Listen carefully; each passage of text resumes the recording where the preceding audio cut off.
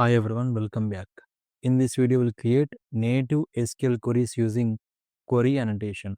Here, native SQL queries are executed directly on the database using Spring Data JPA. It uses database table names and column names. Let's go to IDE. This is product repository. Inside this repository, let me declare the method that is the return type is product. The method name is find by name or description SQL index param. Here we need to provide name and description like this. On top of this method, let's declare query annotation. Here we need to provide native SQL query. So I'm using value attribute. Here I'm providing query that is select star from products. This is database table name P where P dot name is equals to question mark 1.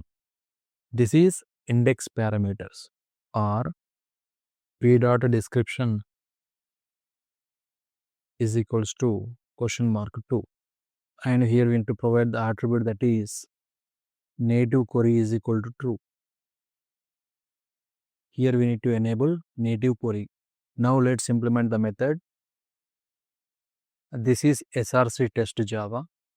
This is repository package. Inside this package, I am creating one more class that is product native SQL queries test. Here I am using either Spring Boot test annotation on top of this class.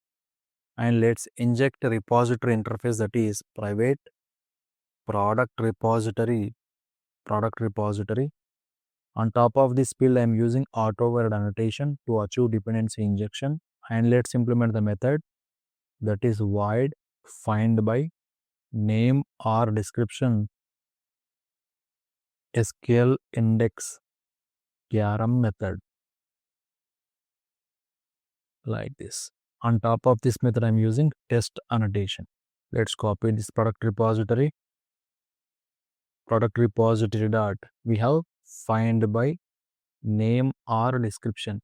Actually we have 4 methods. See here we have 4 methods, right? You can choose find by name or description SQL index param. Click on that.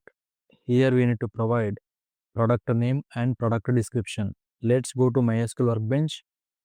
See here product 2 and description is product 2 description. I am using these details. Here I am providing product 2. I am providing description that is product 2 description. It returns product object. Let me break the line.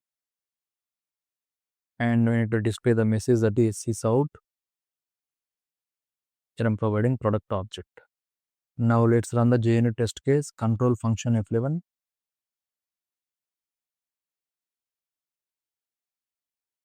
See here the JUnit test case executed successfully and the select query also printed on the console. See here this is the product details. Name is equal to product 2 and description is equal to product 2 description. Here we have successfully retrieved product details using product name or description. In this way, we can use native SQL queries. Okay, I will see you in the next video.